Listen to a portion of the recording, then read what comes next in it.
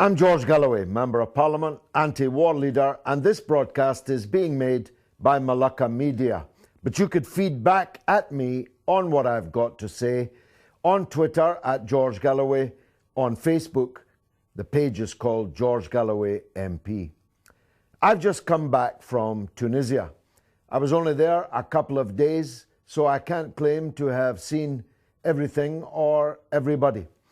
But I saw and heard and learned enough to know that Tunisia is the flower of the Arab Revolution, the only flower that has grown and is still growing in the Arab Spring.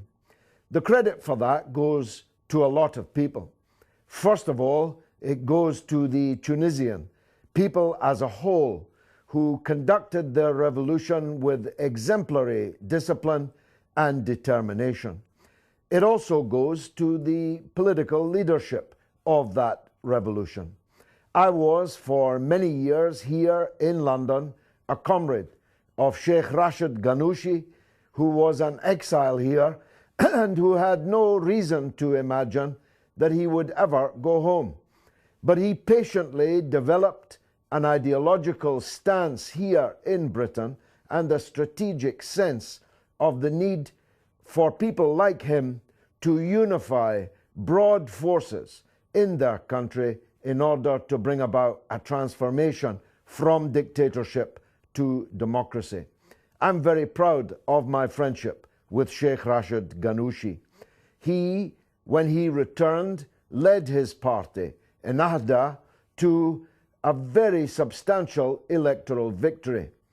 But they gave up office when it became clear that things were rocky in the garden of the Tunisian revolution, and that in order to preserve unity and stability, a step back by him and Ennahda was necessary.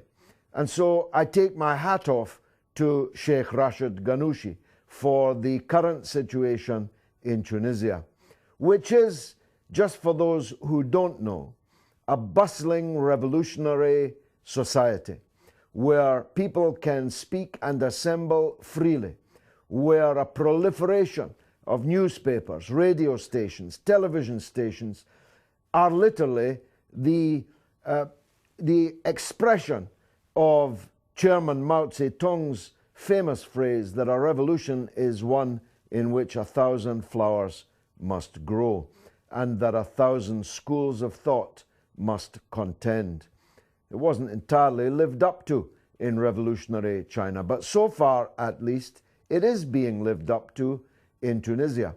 There is a political space there, a civic society there, a freedom there that doesn't exist anywhere else in the Arab world, with the possible exception of Lebanon, which is, as always, a bit of a special case. But I'm not here to talk about Lebanon. I'm here to talk about Tunisia. There are other political forces, of course, who have played their role. The interim president, Marzuki, who is currently one of the last two candidates running to be the elected president of the Republic, also must take a lot of the credit. He has helped to create this island of stability whilst still going through a revolutionary process in Tunisia.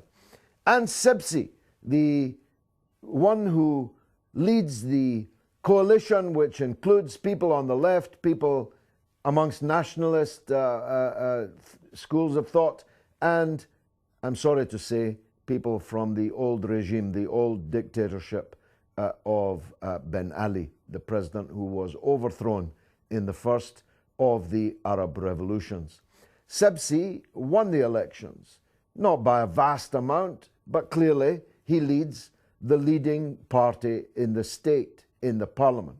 He could have, if he was like some other Arab leaders, he could have said that he was going to rule alone.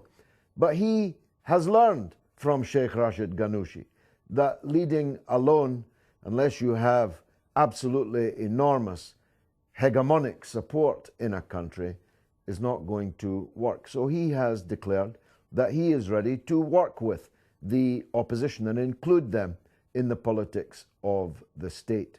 I have never met Marzuki or Sibsi.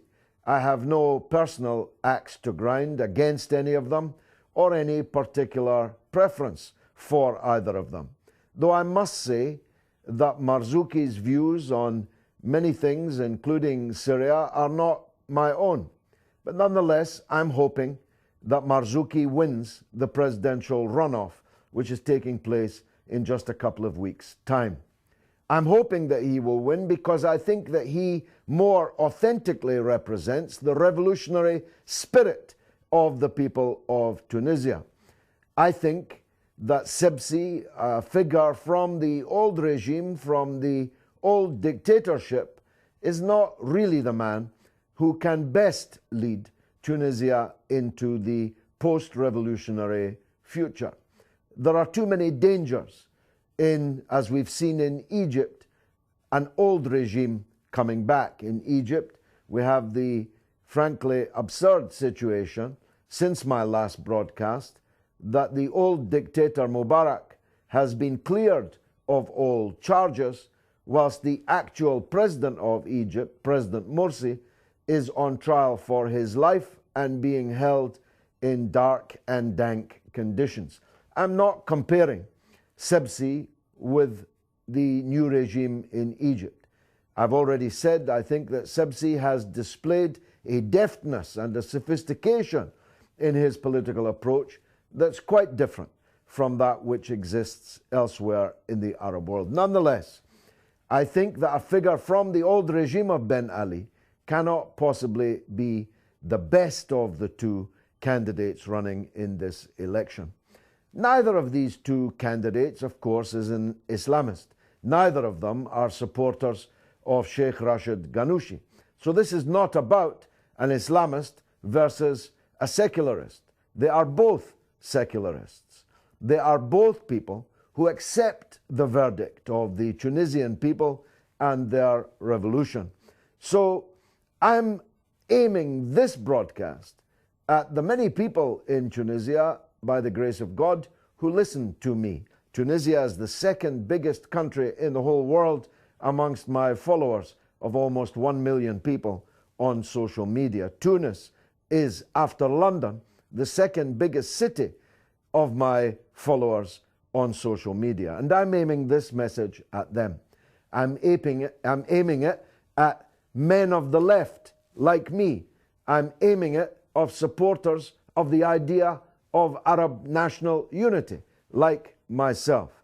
And to them I say that Marzuki has to be the better of the two candidates. Neither of them is bad, neither of them is overwhelmingly good, but you have a choice between candidate A and candidate B.